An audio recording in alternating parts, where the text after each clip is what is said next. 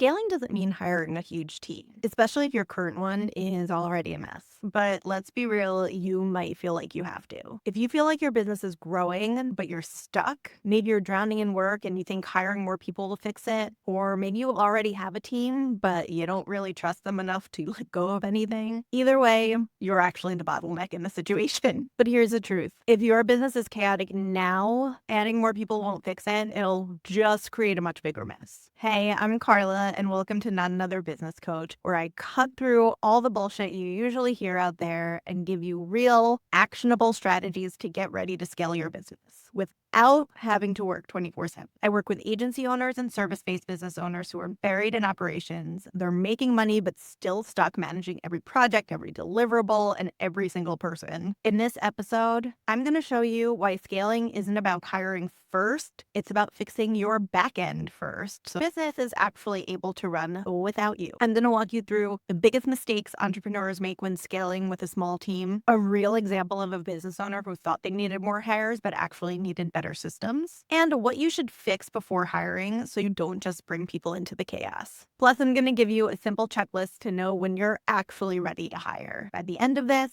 you're going to know exactly what to focus on to scale without blowing up your payroll and without burning yourself out. Okay, so one of the biggest mistakes entrepreneurs make when they're trying to scale without a big team is either staying in the weeds and not trusting their people at all, or giving their people total freedom with no real structure and ending up in an even bigger mess. This sounds like you. Here's what usually happens.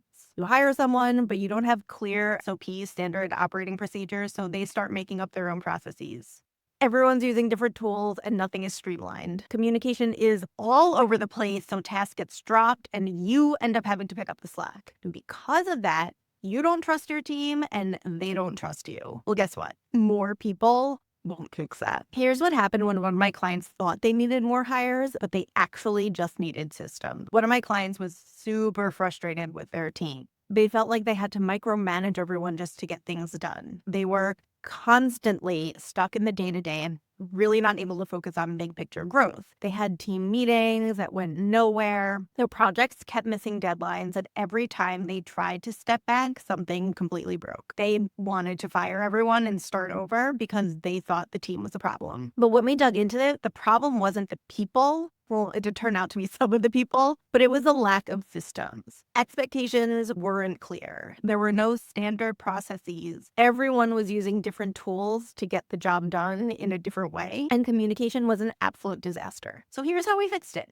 We documented the core processes so no one was making things up as they went along. We standardized all the tools and software so everyone was working the same way. And we installed a real communication rhythm, weekly check-ins, Slack for quick conversations, project management for task updates, and email for their clients. Everyone knew exactly where to say what. And for the very first time, the CEO was able to get out of the weeds and actually trust their team. They even took their first vacation without checking in once. So if you think hiring more people is the answer, please stop and fix this first. Step one, you want to document your core processes because every business has at least 6 core areas. Finance, which is like invoicing, expenses, taxes. Leadership, which is your team management, strategic planning. Marketing, all your content, ads, outreach, and sales. Lead gen, calls. Your clients, you have your onboarding, your service delivery, support, and offers, the products and services that you offer. If you do something more than once, document. If you're onboarding a client, write down the steps. If you're delivering a service,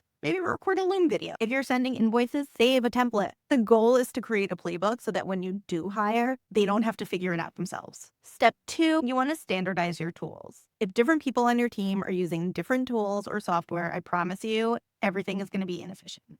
So you want to be really clear about it, what tools you're using. So are you using Asana, ClickUp for task management, HubSpot for CRM, Slack for communication, and how they should be used so everyone is on the same page. Step 3, get your damn communications dialed in. I'm telling you, this is one of the biggest problems I see happen in businesses. Communication should be structured. If everyone's just DMing each other randomly or sending scattered email, you're going to stay in chaos.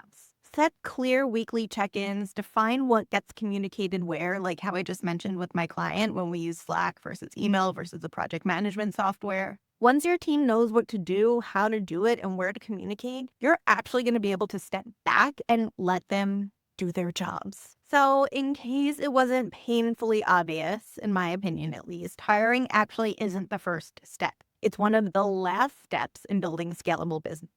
So here's how to know when you're ready. Your processes should be documented, so a new hire isn't starting from scratch. You're using the right tools the right way, so they aren't creating their own systems. And you have the right role in mind. You're hiring based on a clear need, not just, I'm fucking overwhelmed, which usually means that you're going to try and look for a unicorn that doesn't exist. Last, you're not hiring to escape the chaos. You're hiring to execute a clear plan inside of a well-structured business. Just remember this. Once you do bring someone in, they can, of course, help you optimize things even further. So before you throw money at a hire that won't stick, or worse, hire the wrong person and make things even messier, fix your foundation.